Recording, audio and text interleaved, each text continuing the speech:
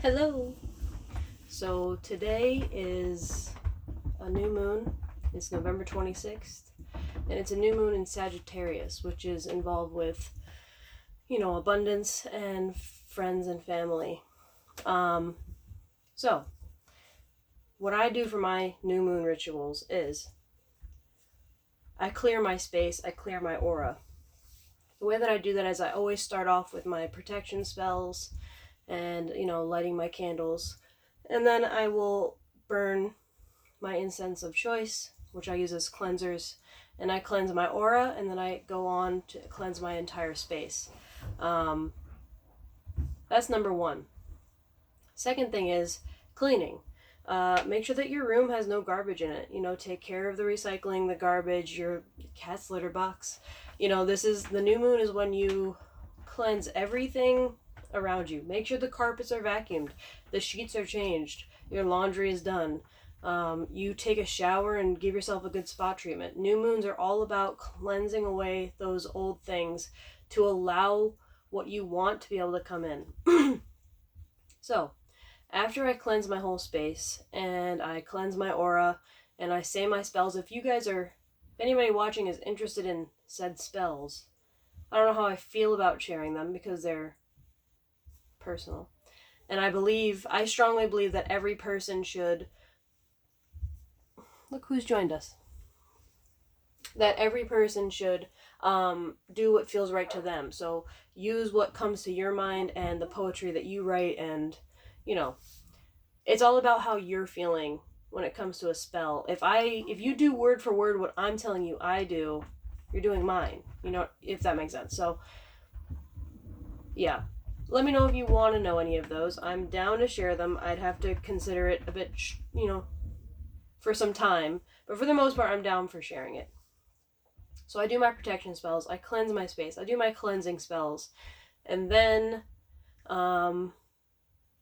after that, after everything's vacuumed and cleaned and reset and it just feels fresh and new, ready for the new next cycle that's starting, I'll do some tarot reading. Now, I don't actually have a tarot deck, I have oracle decks. So I do oracle readings for myself, and I ask specific questions, and what I do is I literally Google, always cat hair in my mouth. I literally Google, for example, this month, new moon in Sagittarius, tarot spread. And then there's a gajillion options. You pick one of the things, and it'll be like certain questions that you ask as you're shuffling, for your spirit guides, whatever you believe in, God, the universe, And, the cards that pop out, you then sit and you really take in what it's saying. For me, I asked, what is it that I'm searching for? And what I got was,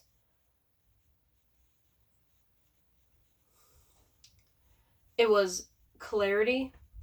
I'm searching for being able to step back emotionally instead of attaching myself so quickly, to then see somebody's true character and somebody's true reality, to be able to actually sit here and control my energy right here, and also to be still. That's something that I have been working on for the past month, is really learning stillness even in the midst of absolute chaos and disruption, depression, stress, anxiety, pain.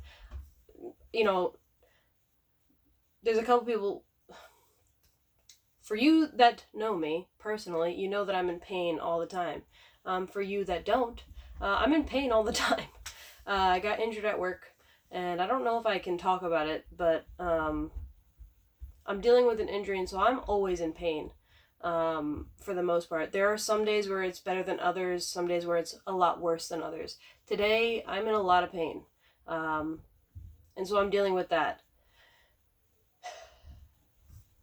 And in the midst of that pain, there's other things in my material world that have absolutely been uprooted and flying around, that I can't seem to grasp them anymore. That's what Mercury retrograde always does, So it's really been about finding a stillness within just my spirit and my physical body and just what I have right here, and appreciating and feeling true, honest gratitude for what I have right here in the now. Not the things that I know that I need that I don't have. Because It could be a lot worse. That's obviously a cliche thing to say. But on top of that, I really have it easy for the most part.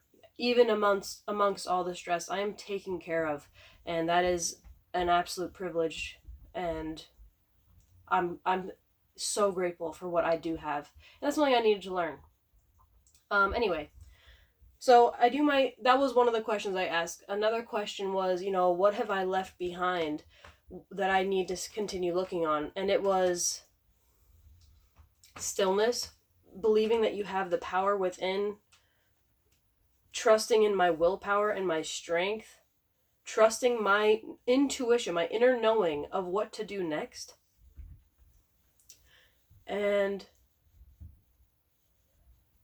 I got the card that's called Uriel and the Sphinx. Uriel is an archangel, and the Sphinx is this giant statue thing in Egypt. And you can look it up on Google. It looks like a lion, but it has a different head. And it gets covered by sand. The card talks about how it takes effort to uncover the Sphinx over and over and over and over. And what it's supposed to show you when you receive such a card is that no matter how many times you feel buried, think about how many times you've come up from being buried. Think about all the times that you have unburied yourself and how incredible that is. So that's something that I've been leaving behind that I need to focus on. Yeah. So anyway, you look up on Google what you want to do for the reading. If you're not into that, totally fine. You could skip that. Obviously, you could skip whatever you don't like. You do you. Next, for my new moon ritual. So all my candles are lit. I've done my tarot reading. I've cleansed my aura. I've cleansed my space. I've literally cleansed my body, cleansed my clothes, my bed, my room, my carpets. Literally and figuratively, I've cleansed things. Etherically, I should say, not figuratively. Yeah. And then after that, I write a little letter to Mama Moon and the universe. And I actually got this from Stargirl the Practical Witch, and I have taken it as my own because I absolutely love this ritual for the new moon. I have my own full moon ritual, which we'll talk about probably the next full moon that we have, or whenever I feel so inclined. So the thing that you do on the new moon, you take a piece of paper and you write, today is November 26th, 2019, new moon in Sagittarius. And then I underline it. And then what you do is you write, it's almost like journal entries, right? And so you write as if the thing you want is already right there. And so, for example, I want to be a published author. I want to be able to publish. I have a book published. It's called All of the Words. It's a poetry book. And I'm so proud of it, and I hope I can one day have it printed out instead of just ebook. But that's something that I really want to be, I have so many book ideas and so many things that I want to write, and I want to put it out there, and that's one of my huge goals. So, for example, a portion of my letter to the moon will be, I literally wrote this, I finally finished the first novel that I'm going to publish. And it took a lot of hard work, and it took a lot of time, and I am honestly so proud of what it is now, and I cannot wait to publish it. And then once I actually finish this book, and I then move towards publishing, that will be what I write in there. I finally published the novel that I worked so hard on. And so, what this does is you're using the law of attraction, and you're using the power of the new moon, because the new moon is basically like this disperse of energy. It wants you to be clear, and it wants you to be still, and it wants you to enjoy the stars and to sit there and meditate, and it wants to give you the things that you want to manifest. The new moon is literally there for you and wants you to tell it what you want. So the things that you're focusing on during a new moon, a couple days before and a couple days after as well, that's what you're manifesting. The moon is listening to that. And of course, you believe whatever you want to believe. This is what I believe. And I'm always open to new beliefs, but this is what I believe currently. Yeah. And then at the end of all of that, after I wrote my letter, I go outside, I dig a little hole, I put the letter in there, I cover it back up, I water that area, and I ask the moon to please care for what I have written down here. And I literally will sit there and talk to the moon, and I, just feel the energy that I'm getting from where I'm standing under the sky, and I just allow myself to feel it and enjoy it and take it in. And the one thing that I'm really working on right now is trust. Trust that, the things that are going on in my life are the things that I actually want to happen, are the things that, even when they feel so horrible, it is for my best soul's purpose. It is getting me to that place where I will look back and go, I understand now. Because every time that I go through something and I end up coming out of it and then looking back, I'm able to go, every single time, I'm able to go, I understand now. I even appreciate the hell that I've been through, So yeah.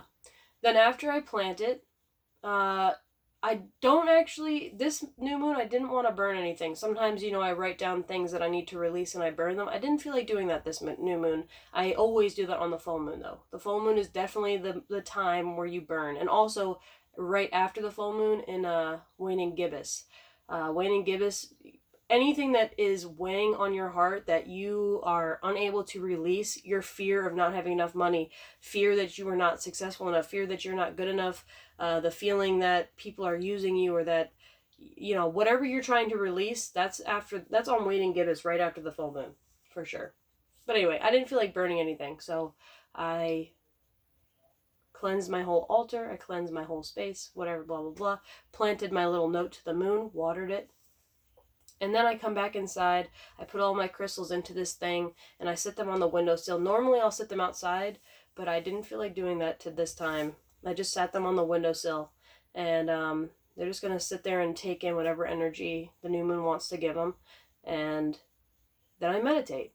And this meditation I did was a little under 20 minutes, probably like 15 minutes, and what I do is I try to imagine I'm pulling energy from both the earth and the moon, and then I breathe out the things that I don't need, pulling in what I do need from the moon and the earth, releasing what I no longer need.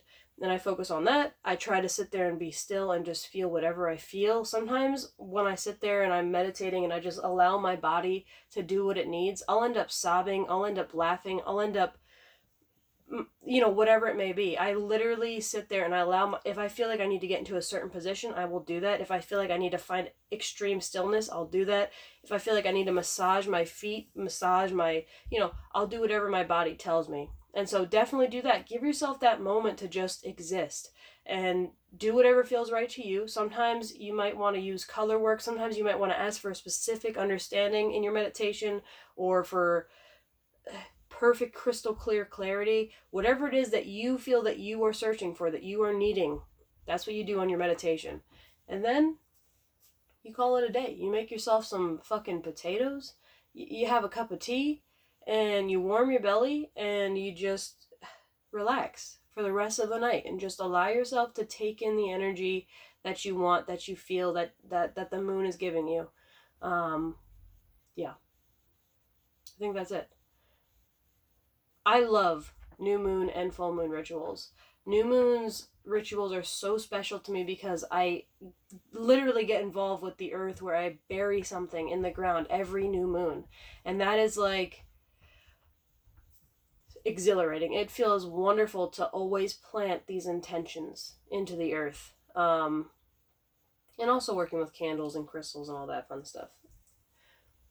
Anyway, that's what I do on a new moon. And I hope that you all greatly enjoy this new moon in Sagittarius, and that after this Mercury retrograde, you're able to feel this sense of stillness and calmness, and to whatever you've been releasing and has been coming up to the surface, I hope that you truly understand the lesson, truly understand the meaning, and evolve because of it, because that's what we're doing here, yo. We are on the next step to evolution. We are trying to evolve to the next level.